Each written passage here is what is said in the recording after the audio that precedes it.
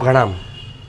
દીપમ ગૃહ મંદિરમ મુરુડમાં આજે શ્રી આદિનાથ ભગવાનના કેવળદાન કલ્યાણક નિમિત્તે તમને કરાવવામાં આવે છે અદ્ભુત એવા શ્રી પૂજનીય શેત્રુંજય પટના દર્શન.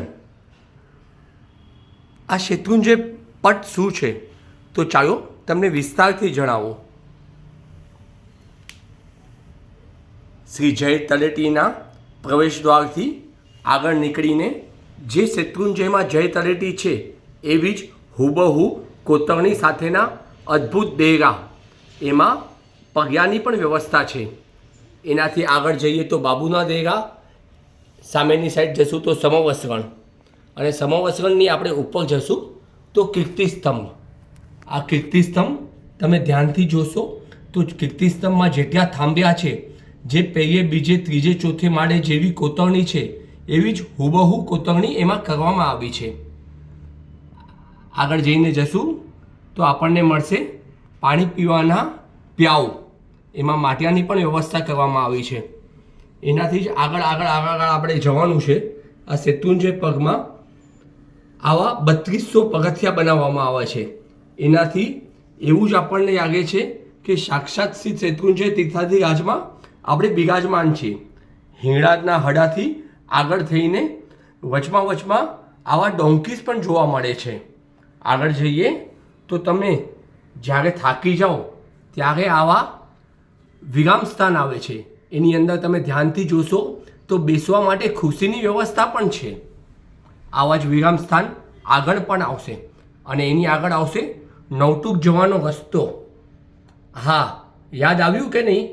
આ મેપ તમને નવટુક તરફ દોરી જાય છે. જી હા, આમ જ તમે એક બાજુ રામપોળ અને એક બાજુ નવટુક જોઈ શકશો. પહેલાં આપણે નવટુક જોઈ લઈએ.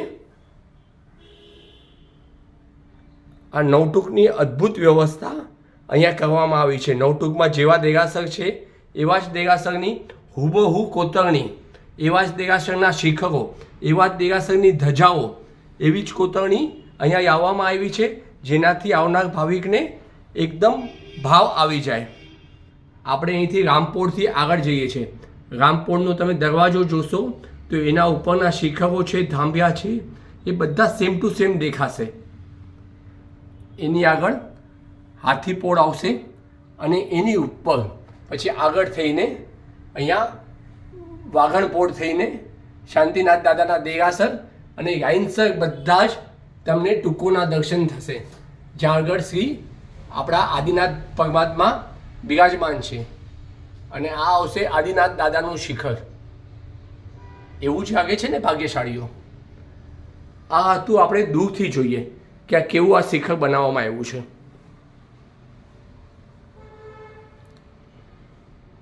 આ બધી જ કોતરણી દીપમ ગૃહ મંદિરમ મુરુડમાં કરવામાં આવી છે. હવે તમે આ સામેથી જોઈ લીધું વિઝન. હવે એની ખાસ વિશેષતા જુઓ. શું છે વિશેષતા?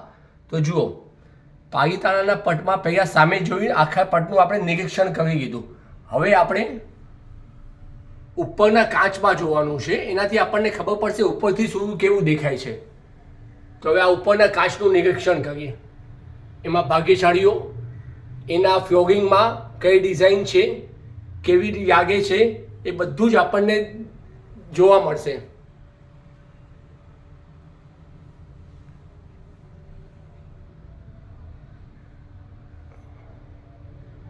આ જુઓ દાદાના પટ, અને પાછળ રાયણ પગ્યા અને એની વ્યવસ્થા છે.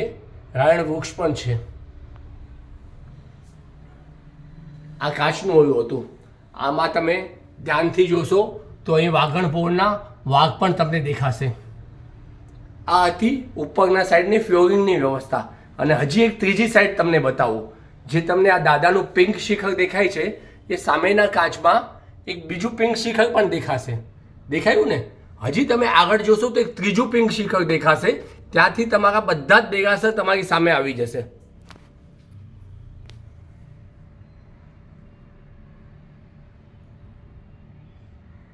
આ ત્રીજું પિંક શિખરના દર્શન કરો. હવે શેત્રુંજયના બધા જ દેરાસર આપની સામે આવી ગયા છે. તો આવો પધારો આ અદ્ભુત શેત્રુંજય પટના દર્શન કરવા શ્રી દીપમ ગૃહ મંદિરમમાં.